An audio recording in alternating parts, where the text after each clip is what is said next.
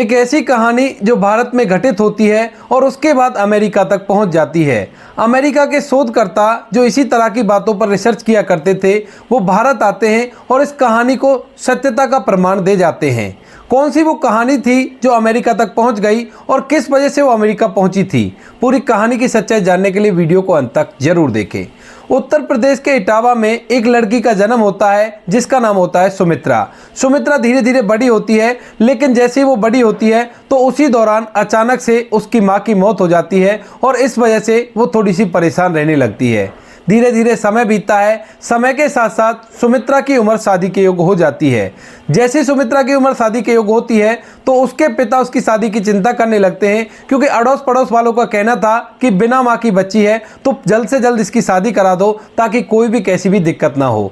काफी कम उम्र में सुमित्रा की शादी करा दी जाती है। जगदीश चंद्र नाम के व्यक्ति थे। जगदीश चंद्र से शादी होने के बाद सुमित्रा जगदीश के साथ जगदीश के घर में रहने लगती है और वहीं पर अपना समय व्यतीत करने लगती है। सुमित्रा का पति जो जगदीश चंद्र था वह मोस्टली शहर में रहकर काम किया करता था और कभी कभी अपने गांव में आया करता था। धीरे धीरे समय बीतता और समय के साथ साथ जो सुमित्रा का पति जगदीश चंद्र है वो सुमित्रा से बहुत ही ज्यादा प्यार किया करता और उसको अपना माना करता। सुमित्रा पढ़ी लिखी बिल्कुल भी नहीं थी, लेकिन उसके अंदर संस्कारों की कोई भी कमी नहीं थी। सुमित्रा अपने सास ससुर का अच्छे से कहा माना करती और जब भी उसके पति आया करते तो उनकी अच्छे से देखभाल किया करती। धीरे धीरे समय बीतता और समय के साथ साथ सुमित्रा को एक बच्चा हो गया था और उस बच्चे को पाकर सुमित्रा बड़ी खुश है। अब उस बच्चे की देखभाल किया करती और अपने घर परिवार को अच्छी तरह से चला रही थी। जैसे ही उसका बच्चा 5 साल का होता है तो एक दिन सुमित्रा अपने बच्चे को लेकर गांव के कुएं पर गई थी पानी भरने के लिए और वहां पर मटके से पानी भरने के बाद जैसे ही वो वापस लौट रही थी तभी अचानक से उसे कुछ ऐसा होता है कि वो एकदम से अपने सर पर रखे हुए मटके को नीचे गिर देती है और ऊपर की तरफ देखकर दांतों को जोर जोर से बचाने लगती है। उसका शरीर पूरी तरह से अकड़ रहा था तो उसका बच्चा जो 5 साल का उसकी गोदी में बैठा हुआ था उसको भी वो अपने हाथ से प्रेस करने लगती है। जब बच्चे को ज्यादा प्रेस किया जाता है तो वो एकदम से रोने लगता है और इस रोने की आवाज को सुनकर कुएं पर जो और महिलाएं काम कर रही थी वह वहां से भागकर सुमित्रा के पास जाती हैं।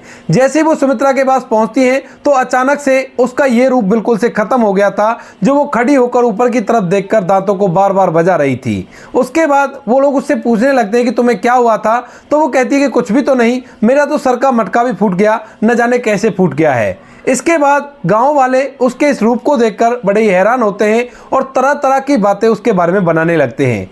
जो महिलाएं कुएं पर काम कर रही थी उन्होंने इस बात को पूरे गांव में फैला दिया था और बताया था कि सुमित्रा तो ऐसे ऐसे कर रही थी, न जाने इसको क्या हो गया था। उसके बाद गांव वाले अलग अलग तरह की टिप्पणियां करने लगते हैं। कोई कहता है कि भूत प्रेत का चक्कर है, कोई कहता है कि पागल हो गई है। इस तरह की बातें सुमित्रा के लिए उस गाँव में चलने लगती है। इसके बाद सुमित्रा अपने घर जाती है और घर जाने के बाद अपनी सास से कह देती है कि मेरा मटका फूट गया है, आप मुझे दूसरा मटका ला देना और उसके बाद मैं पानी लेकर आऊंगी। इधर जो सुमित्रा की सास होती है वो उसकी बात को समझती है और कहती है कि ठीक है कोई बात नहीं, मैं तुम्हारे लिए दूसरा मटका ले आऊंगी, अब घर का और काम देख लो। इसके बाद सुमित्रा साधारण तरीके से घर के काम में लग जाती है, लेकिन एक दिन अचानक से जब वह चूल्हे पर खाना बना रही थी, गाँव के देसी चूल्हे पर लकड़ियों से आग जलाकर, तभी अचानक से फिर से उसके साथ ऐसा ही होता है। वह एकदम से खड़ी होती है और ऊपर की तरफ देखने लगती है और उसके दांत आपस में बाजने लगते हैं। दांतों की कटकटाहट की आवाज उसकी सास को भी सुनाई देती है और जैसे ही वो अपनी बहू सुमित्रा की तरफ देखती है तो एकदम से हैरान और भौचक्की सी रह जाती है, क्योंकि ऐसा रूप सुमित्रा की सास ने अब तक सुमित्रा का नहीं देखा था, लेकिन आज उसको ये क्या हो गया है। उसके बाद उसकी सास कभी उसके पास जाने की कोशिश करती है, लेकिन फिर डरकर पीछे की तरफ हट जाती है। थोड़ी देर बाद सुमित्रा फिर से नॉर्मल हो जाती है और नॉर्मल होने के बाद अपनी सास से कहने लगती है कि माँ तुम यहाँ पर क्या कर रही हो। तो उसके बाद उसकी सास कहती है कि बेटा तुम्हें ऐसे ऐसे हुआ था, क्या हुआ था तुम्हें। तो सुमित्रा कहती है कि माँ मुझे तो कुछ नहीं हुआ, मैं तो केवल बैठकर खाना बना रही थी, एकदम से खड़ी हो गई और उसके बाद दोबारा बैठकर अब खाना बना दूंगी। अब इस बात को सुनकर उसकी सास बड़ी हैरान हो जाती है और परेशान हो जाती है अपनी बहू के इस व्यवहार को देखकर। वह सोचने लगती है कि कहीं हमारी बहू को भूत प्रेत का चक्कर तो नहीं है, क्योंकि जिस जिस तरह से सुमित्रा ने अपने हाथ ऊपर की तरफ किए थे और उसके दांत बाज रहे थे और पूरी तरह से उसकी बॉडी अकड़ने लगी थी, यह सब कुछ देखकर ऐसा ही प्रतीत हो रहा था। इसके बाद सुमित्रा के साथ अड़ोस पड़ोस में ये बातें करती है और बातों के दौरान जो गांव वालों में बातें चल रही थी वो उसके कानों में आ जाती हैं और उसे पता चलता है कि ये पहली बार नहीं है, ये दूसरी बार मेरी बहू ने ये सब कुछ किया है। सुमित्रा की सास अब किसी व्यक्ति से चिट्ठी लिखवाती है और अपने बेटे के पास भेज देती है। उसको ये सारा कुछ बता देती है कि तुम्हारी पत्नी को कुछ ऐसा होता है जो मेरी समझ से बाहर है। उसका बेटा वहां से फौरन छुट्टी लेता है और सीधा अपने गांव में घर पर आ जाता है। घर पर आने के बाद वह अपनी पत्नी से पूछने लगता है कि सुमित्रा, तुम्हें ऐसा क्या हुआ है जो माँ ऐसा कह रही थी। तो सुमित्रा जो थी उसे बिल्कुल भी कुछ भी याद नहीं था और वो कहने लगती है कि मुझे कुछ नहीं पता कि मुझे क्या हुआ है और किस वजह से माँ जी ऐसा कह रही है। इसके बाद जो जगदीश चंद होता है 2-3 दिन तक वहीं पर रहता है, अपनी पत्नी का ख्याल रखता है, लेकिन अभी तक उसे कुछ भी नहीं हुआ था। तो वह भी सोचने लगता है कि शायद माँ जी वैसे ही कह रही होंगी, कोई भी कैसी भी दिक्कत नहीं है। इसके बाद जगदीश चंद अपनी पत्नी और अपने परिवार वालों से आज्ञा लेने लगता है और कहता है कि ठीक है, अब मैं चलता हूँ, तुम ठीक हो, कोई भी कैसी भी दिक्कत नहीं है। लेकिन जैसे ही वो यहाँ से जाने वाला था उसी दौरान सुमित्रा एकदम से घर के आंगन में आती है और ऊपर की तरफ देखने लगती है।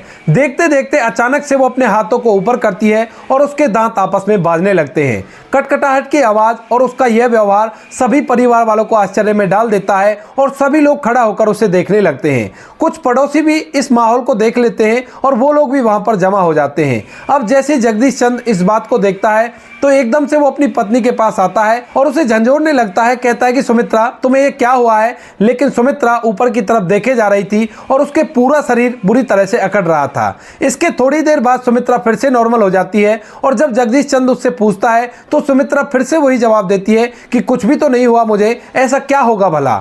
इस बात को देखकर जो जगदीश चंद है वो मामले की गहराई को समझता है और समझने के बाद वहां पर गांव के वैद्य जी को बुला लेता है। वैद्य जी वहां पर आते हैं और आने के बाद अच्छी तरह से जांच पड़ताल करते हैं, लेकिन उन्हें सुमित्रा के अंदर कोई भी दिक्कत नहीं होती है। नारी नवज अच्छी तरह से चल रही थी तो वो कह देते हैं कि कोई भी कैसी भी परेशानी नहीं है, ये पूरी तरह से स्वस्थ है, हो सकता है वैसे ही कुछ इसे हो गया हो। इसके बाद वैद्य जी वहां से चले जाते हैं, लेकिन जैसे ही वैद्य जी घर से बाहर निकले थे तो एकदम से वह अपने पति से कहने लगती है कि 3 दिन बाद मेरी मृत्यु हो जाएगी। इस बात को जैसे पति सुनता है तो वो भी बड़ा ही हैरान होता है और परिवार वाले भी इस बात को सुनकर भौचक्के से रह गए थे। वह सभी लोग उससे पूछने लगते हैं कि आखिर तुम कह क्या रही हो। लेकिन जो सुमित्रा है वो फिर से एकदम नॉर्मल हो जाती है और कहती है कि क्या कहा मैंने, कुछ भी तो नहीं कहा। तो वो लोग उसे बताते हैं कि तुमने अभी कहा था कि आज से 3 दिन बाद तुम्हारी मौत हो जाएगी और इसे कोई भी नहीं टाल सकता। इस बात को सुनकर सुमित्रा कहने लगती है कि तुम लोग पागल तो नहीं हो गए, मैं अपनी मौत की भविष्यवाणी भला कैसे करूंगी। ये बात गांव में भी पता चल गई थी, क्योंकि सुमित्रा के घर जब वैद्य आया था तो सभी लोग इस बात को जानने के लिए उत्सुक थे कि सुमित्रा को आखिर ऐसा होता क्या है जो वो इस तरह से किया करती है। उन्हीं के सामने उसने वो भविष्यवाणी कर दी थी और गांव के अंदर ये बात आग की तरह फैल गई थी। सभी लोग कहने लगे थे कि 3 दिन बाद सुमित्रा मर जाएगी, उसने खुद ने कहा है, और देखते हैं कि आगे क्या होता है। क्योंकि गांव के अंदर कुछ लोग ये कह रहे थे कि किसी आत्मा ने इसे अपने कब्जे में कर लिया है और अब इसका कुछ भी नहीं हो सकता। लेकिन जैसे सुमित्रा ने भविष्यवाणी की है तो सभी लोगों को अब कुछ और ही लग रहा है और इस बात को देखने के लिए सभी उत्सुक हैं। धीरे धीरे 2 दिन बीत जाते हैं और 2 दिन के अंदर सुमित्रा अपने घर वालों से कहती है कि अगर ऐसी बात है तो मैं भी तो देखूं 3 दिन बाद भले ही मेरी कैसे मृत्यु हो जाए। तीसरे दिन का सुबह सुबह होता है और सुबह सुबह सुमित्रा अपने उन सभी कामों को छोड़ देती है जिन कामों से उसे ऐसा होने की आशंका होती है। उसका पति जगदीश चंद भी यहीं पर है, उसके पूरा परिवार यहीं पर है और गांव के कुछ लोग भी वहीं पर आ गए हैं ये देखने के लिए कि आज इसके साथ क्या होता है।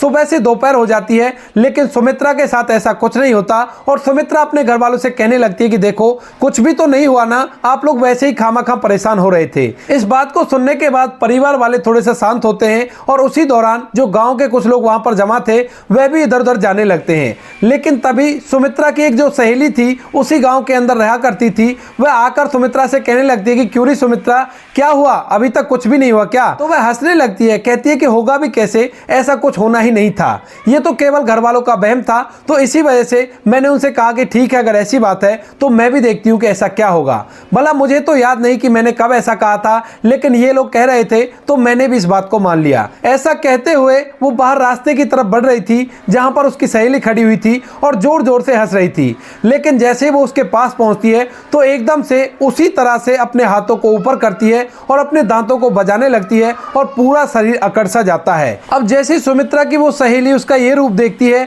तो एकदम पीछे की तरफ हट जाती है और जोर से चिल्ला उठती है। उसकी चिल्लाहट की आवाज को देखकर गांव वाले एकदम से वहां पर इकट्ठा हो गए थे और घर के अंदर से सुमित्रा के पूरे परिवार वाले भी बाहर आ गए थे। उसका छोटा सा बेटा भी अपनी चौखट पर खड़ा होकर अपनी मां की इस हालत को देख रहा था और उसकी आंखों में भी आंसू आ गए थे। इसके बाद सुमित्रा एकदम से नीचे गिरने लगती है और उसका पति जगदीश उसे अपने हाथों में उठा लेता है। उसके बाद उसे अंदर ले जाया जाता है और उसे अंदर एक चारपाई पर लेटा दिया जाता है।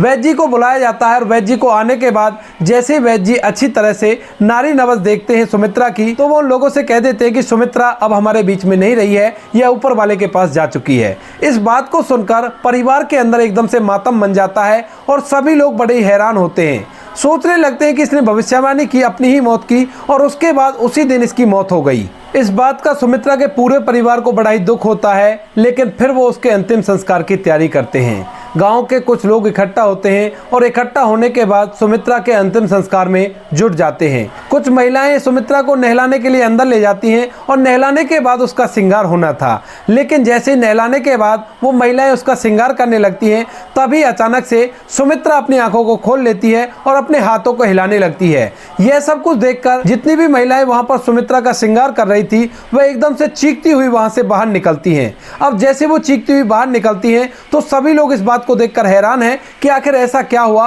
जो ये लोग चीख कर बाहर निकल रही हैं। तो वो उनसे पूछने लगते हैं तो वो बताती हैं कि सुमित्रा अभी जिंदा है, उसने अभी अभी अपनी आंखें खोली हैं और अपने हाथों को भी हिलाया है। इस बात को सुनते ही जो सुमित्रा का पति जगदीश होता है वो एकदम से उस कमरे के अंदर जाता है और वहां पर सुमित्रा उसे पूरी तरह से जीवित मिलती है।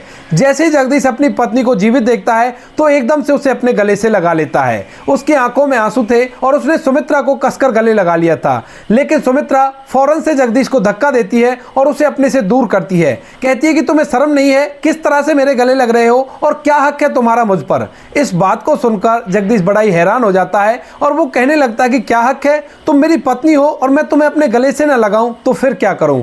लेकिन सुमित्रा वहां पर कहती है कि कौन पत्नी, किसकी पत्नी, और ये मैं कहां आ गई हूं, ये किसका घर है और यहां पर मैं क्या कर रही हूं। अब जैसे ही वहां पर सभी लोगों को ये बात पता चलती है कि ये तो ऐसी बात कर रही है, तो वो लोग बड़े हैरान हो जाते हैं और एक बार फिर से वैद्य जी को वहां पर बुलाया जाता है। वैद्य जी आने के बाद उसकी जांच पड़ताल करता है और जांच पड़ताल करने के बाद कहता है कि ये तो ऊपर वाले का चमत्कार है और ऐसा शायद मेरे हिसाब से आज तक कभी भी नहीं हुआ है। ये पूरी तरह से स्वस्थ है और बिल्कुल जीवित है। लेकिन वो कहते हैं कि ये तो अपने बारे में कुछ अलग अलग बातें बता रही है। तो वैद्य जी कहने लगते हैं कि हो सकता है इसको कोई झटका लगा हो, आप इसको अभी तक ऐसे ही रहने दो, जैसा ये कहे वैसा ही करते रहो, कोई भी कैसी भी दिक्कत नहीं है, कुछ दिनों बाद इसे सब कुछ याद आ जाएगा। ऐसा कहकर वैद्य जी वहां से चले गए थे और गांव वाले भी इस बात को देखकर बड़े ही हैरान हो गए थे। पूरे गांव के अंदर ये चर्चा हो गई थी कि सुमित्रा मरने के बाद दोबारा से जीवित हो गई है और लेकिन अब अपनी याददाश्त को भूल चुकी है। इसके बाद सुमित्रा अपने पति से पेन और पेपर मांगने लगती है। अब इस बात को सुनकर परिवार एक बार फिर से हैरान हो जाता है, क्योंकि सुमित्रा ने ना तो कभी पढ़ाई को देखा था और पेन और पेपर पढ़ाई लिखाई करने की चीजें हैं, तो इनका भला ये क्या करेगी। इस बात को सुनकर सुमित्रा का पति उससे कहने लगता है कि सुमित्रा तुम पेन और पेपर का क्या करोगी। तो वो कहने लगती है कि मुझे एक खत लिखना है और पहली बात तुम मुझसे सुमित्रा कहकर बुलाना बंद करो। मेरा नाम सीमा है और मैं फलानी जगह की रहने वाली हूँ और मुझसे बात करनी है तो मुझे सीमा कहकर बुलाओ, वरना मुझे तुम यहाँ से जाने दो। मैं अपने घर जाना चाहती हूँ, मेरा पूरा परिवार मेरा इंतजार कर रहा होगा। लेकिन वो लोग वैद्य जी की बातों को समझते हैं और इसी वजह से उसे घर से बाहर नहीं निकलने देते हैं। लेकिन फिर जगदीश को ज्ञात होता है कि वैद्य जी ने कहा था कि जैसा ये कहे वैसा तुम करते रहना, तो जगदीश उसके लिए एक पेन और पेपर ला देता है। इसके बाद सुमित्रा लगातार खत लिखने लगती है और खत लिखने के बाद अपने पति को उन्हें पोस्ट करने के लिए भेज देती है। सुमित्रा का पति उन लेटर्स को पोस्ट करता रहता है और वह सोचता है कि कुछ दिनों बाद मेरी पत्नी नॉर्मल हो जाएगी और उसके बाद कुछ भी ऐसा नहीं होगा। धीरे धीरे 3 महीने इस बात को ऐसे बीत जाते हैं, लेकिन 3 महीने बाद अचानक से एक व्यक्ति जो काफी ज्यादा बुजुर्ग था, जिसके हाथ में एक अटैची थी, वह उस गांव के अंदर आता है। गांव के अंदर आने के बाद वह यहाँ पर पूछने लगता है कि इस गांव के अंदर क्या कोई ऐसी महिला है जो अपनी याददाश्त भूल चुकी है और अपने आप को कुछ और बताती है। गांव के अंदर यह बात आग की तरह फैल गई थी, तो गांव में सभी को पता था कि सुमित्रा ही वो महिला है जिसके बारे में ये बात कर रहे हैं। उसके बाद गांव वाले उस बुजुर्ग व्यक्ति को सीधा सुमित्रा के घर पहुंचा देते हैं और वहां जाकर जगदीश चंद्र के परिवार को आवाज लगाई जाती है। गांव वाले जगदीश चंद्र के परिवार को बाहर बुलाते हैं और जगदीश चंद्र जी से उस बुजुर्ग व्यक्ति को मिला देते हैं। अब बुजुर्ग व्यक्ति उन्हें बताता है कि आपके यहाँ से बार बार मुझे खत जा रहे हैं और यहाँ पर कौन है जो मुझे खत भेज रहा है। इसके बाद जो जगदीश चंद्र था उसे पता था कि मेरी पत्नी सुमित्रा ही खत भेज रही थी, तो वो कहने लगता है कि हाँ बाबा, मेरी पत्नी ही आपको खत भेज रही थी, बताइए क्या हुआ, आप यहाँ पर क्यों आए हो। अब जैसे ही उस बुजुर्ग व्यक्ति की आवाज सुमित्रा अंदर सुनती है तो एकदम से भागी दौड़ी घर से बाहर आती है और उस बुजुर्ग व्यक्ति के गले से लिपट जाती है। जैसे ही बुजुर्ग व्यक्ति देखता है कि एक जवान महिला उसके गले लिपट रही है तो वह उसको दूर हटाने लगता है, क्योंकि यहाँ पर बहुत सारे लोग थे और सभी लोगों को देखकर वो अपने आप को असहज महसूस करता है। लेकिन जैसे ही उसको हटाने लगता है तो वो कहती है कि बाबा, आप मुझे दूर क्यों हटा रहे हो, मैं आपकी बेटी हूं और मेरा आपको गले लगने का हक बनता है। इसके बाद जो बुजुर्ग व्यक्ति होता है वो कहने लगता है कि तुम कैसे कह सकती हो मेरी बेटी हो, क्योंकि मेरी बेटी की मौत तो काफी दिन पहले हो चुकी है और वो अपने ससुराल में ही इस दुनिया को छोड़कर विदा हो गई थी। लेकिन सुमित्रा होती है वो कहने लगती है कि नहीं बाबा, मेरा नाम सीमा है और मुझे पता है कि आपने मेरी वहां पर शादी कराई थी और मैं वहां की रहने वाली हूँ। क्या आपको मेरे बचपन की बातें याद नहीं है, जब मैं और आप उस जगह घूमने के लिए जाया करते थे और आप मुझे बचपन में ढेर सारी कहानियां सुनाया करते थे। अब जो बातें सुमित्रा ने बताई थी उन बातों को सुनने के बाद उस बुजुर्ग व्यक्ति को थोड़ा थोड़ा विश्वास होने लगता है कि हो ना हो ये मेरी बेटी भी हो सकती है। और जो खत उसने भेजे थे उन खतों में उसी बेटी का जिक्र था। इसी वजह से जो बुजुर्ग व्यक्ति था उस अटैची के अंदर ढेर सारे सामान लेकर आया था, जिससे वह इस बात की पुष्टि कर सके कि यह लड़की जो कह रही है वो सही है या नहीं है। उसके बाद जो बुजुर्ग व्यक्ति होता है वहां पर अपनी अटैची को खोलता है और उसके अंदर से कुछ ऐसे सामान निकालता है जो बचपन में उसकी बेटी के फेवरेट हुआ करते थे।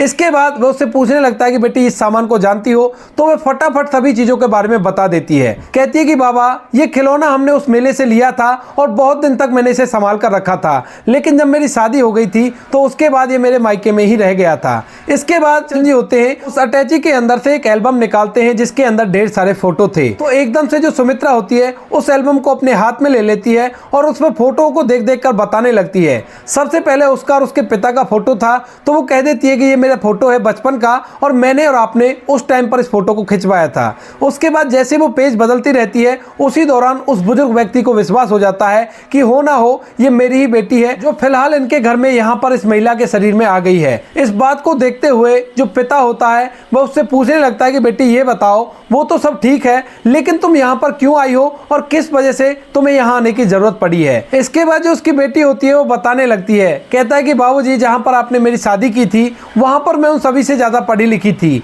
लेकिन मेरी जो ननद होती है उसको ये बात रास नहीं आती है और वो अंदर ही अंदर मुझसे चिढ़ा करती है। इसी जलन के कारण उसने एक पत्थर उठाया और उस पत्थर से मुझे इस दुनिया से विदा कर दिया। जब उसके घर वाले देखते हैं कि उनके घर की बेटी ने ऐसा कर दिया है तो वो लोग मेरी मौत को एक अलग तरीके से सभी लोगों के सामने प्रस्तुत करते हैं, जिससे उनको कुछ भी नहीं होता है और वो लोग आजाद घूम रहे हैं। इसी वजह से मैं दोबारा से आई हूँ ताकि उन लोगों को सजा मिल सके।